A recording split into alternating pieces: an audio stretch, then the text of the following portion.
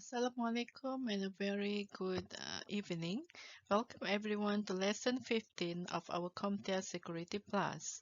In this lesson, we'll be focusing on explain risk management processes. Okay, um, let we brief on the first slide on risk identification and assessment.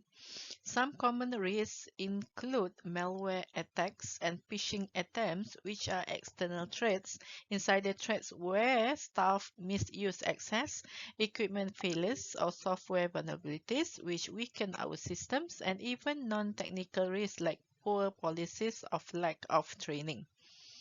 Okay, once risks are identified, we move to risk assessment.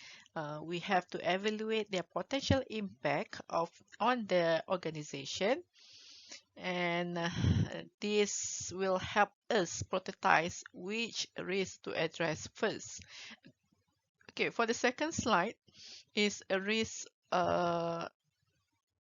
analysis. This means not just listing risks but also understanding them deeply. There are two main ways to analyze risk, which is quantitative analysis.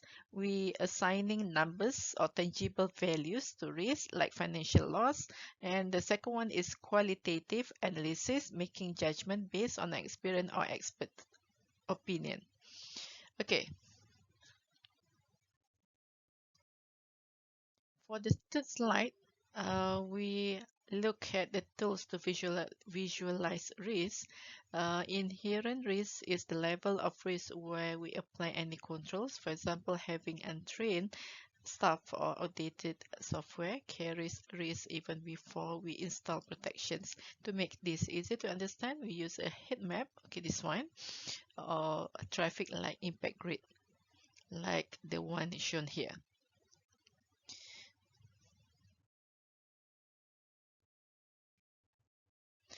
Okay, for the risk management strategies, for the first slide, there are four common risk responses, which is avoid, completely eliminate the activity that causes a risk, except live with the risk because it's too costly or minor to fix, mitigate, reduce the risk through controls like firewalls or training, and transfer, shift the risk to a third party like buying insurance or sourcing services.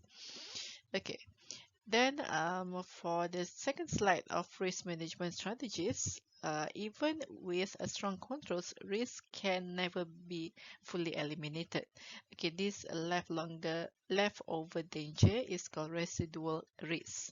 The amount of risk that remains after mitigation. For example, even you install antivirus software, some new malware might still slip through.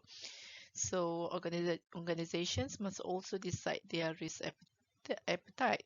Okay, this is the level of risk they are willing to accept. It's not the same everywhere. Banks might have a very low risk appetite, while startups might accept higher risk in exchange for faster growth. Sometimes this is documented in a formal risk appetite statement. Okay, next, risk management processes here. Okay, it's a structured process of identifying, assessing, and mitigating vulnerabilities and threats that can affect a business core functions. First, let's define the risk. It's essential a measure that combines threats, vulnerabilities, impact, and probability. For example, an outdated system is vulnerable, and if a malware threat targets it, the risk is high. So to keep track of all these risks, organization use a risk register. A risk register records the description of the risk, its severity, the owner responsible for managing it, possible mitigations, and often a heat map to visualize the overall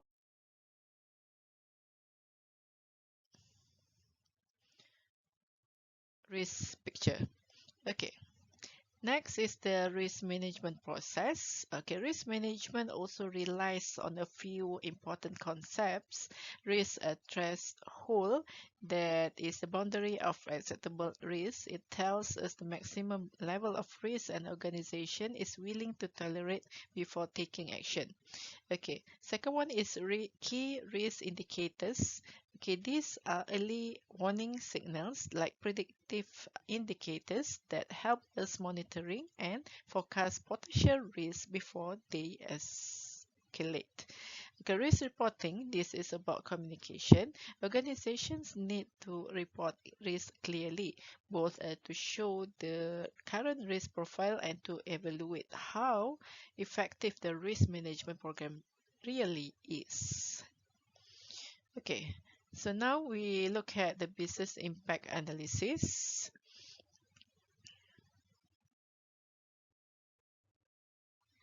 Okay, first we start with the identification of critical system and mission essential functions. There are the system and processes that must continue running for the organization to survive. For example, in a bank, the ATM and transaction systems are critical. Okay, next we define some important recovery terms: maximum tolerable downtime. Okay, this is the longest period a system can be down before it causes serious damage. Recovery time objective, the target time to bring a system back online after a disruption.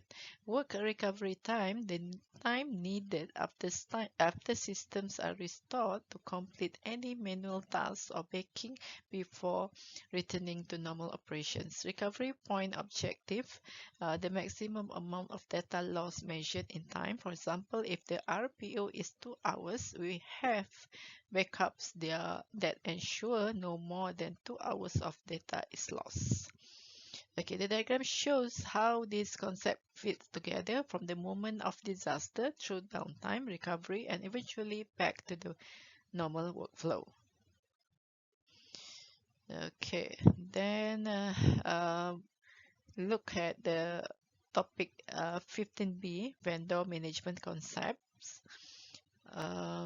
Okay, when organization outsource a procure services, choosing the right vendor is critical to reduce risk. The process starts with systematic evaluation and assessment of potential vendors. We don't just look at cost, but must also check the security, compliance, and reliability. One key step is the third-party vendor assessment, which is part of governance, risk, and compliance, or GRC. Vendor assessments provides evidence of due diligence, meaning the organization can prove it made careful and responsible decision. We also need to watch for conflict and interests. Okay, this happens when someone involved in vendor selection has competing obligations or personal interests that could prevent them from being objective. In simple terms, decision must always be the best interest of the organization, not influenced by personal gain. Okay, vendor selection. Okay, the second slide. Okay, to make vendor selection stronger, organization use vendor assessment methods such as evidence of internal audits, independent assessment, penetration testing, supply chain analysis, and right to audit clause. Okay, but assessment doesn't stop once a vendor is chosen. So we also need vendor monitoring. This means continuously checking the vendors, follow the security standard, comply with regulation, and meet contractual obligations. Okay, then okay. Now we look at the topic 15C, audit and assessment plus penetration testing. Okay, in cybersecurity audit and assessment, ensure our security control are accurate and effective. The first concept is attestation, which means verifying the accuracy, reliability, and effectiveness of security controls. In other words, we are providing that the security measures we put in place are working as intended. Next is internal assessment. This is carried out by the organization's own employees. It usually easier to perform and can be customized to fit the company needs. Then we have external assessment. This is conducted by an independent third party, which provides an impartial and objective view of business practices. External assessments are often required for legal compliance, making them a critical part of governance. Okay, next is penetration testing. Okay, one specific type of assessment is penetration testing, also called pen testing or ethical hacking. Okay, these tests can involve active and passive reconnaissance, which is gathering information about the system. Okay, different testing scenarios such as known environment, partially known environment, and unknown environment. Okay, so we have fully covered for lesson 5. Okay, let me summarize of the slides that I presented before. Okay, the first slide is about risk identification and assessment. Okay, we have to identify risks, malware, phishing, inside threats, equipment, software failures, or poor policies, and assess a risk using quantitative and qualitative. We can use tools such as heat map, traffic light grids, and hearing risk is risk before mitigation. Okay, then we focus for the second slide, which is risk management strategies for responses. Avoid. Okay, remember about the a table that I've shown before. There are 4 responses about avoid, accept, mitigate, and transfer. Okay, residual risk is the risk that remains even after controls, and risk appetite. Acceptable level of risk varies by organization. Okay, the third slide is about risk management processes. Okay, we have looked at risk register, risk threshold, risk key indicators, and risk reporting. Okay, for the fourth slide, it's all about business impact analysis. We have looked at the recovery measures: MTD, max tolerable downtime; RTO, target recovery time; WRT, time to clear backlog after recovery; and RPO, acceptable data loss in time. And the fifth slide is about vendor management concept. Vendor selection, access potential vendors to reduce outsourcing risk.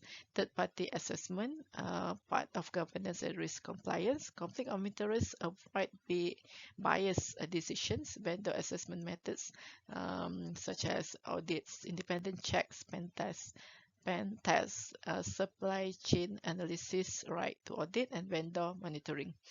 Okay, and the last slide is about audit and assessment.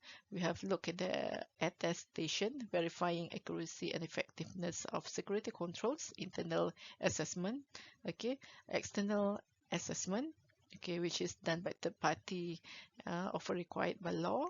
Penetration testing, okay, this is the authorized hacking to find weaknesses. Red team approach, reconnaissance, active and passive scenarios such as known, partition, known, and unknown environment. Okay, so I think we have come to the end of this lesson. So hopefully you are well understood about how organization identify risks, choose strategies, manage processes, prepare recovery plans, evaluate vendors, and perform audits and pen tests to maintain security and resilience. Okay, I think that's all for now. Thank you very much for listening this lesson 15. I hope that you all understand and you can look back at the notes to fully cover and understand more about these lessons. Okay, thank you. Assalamualaikum.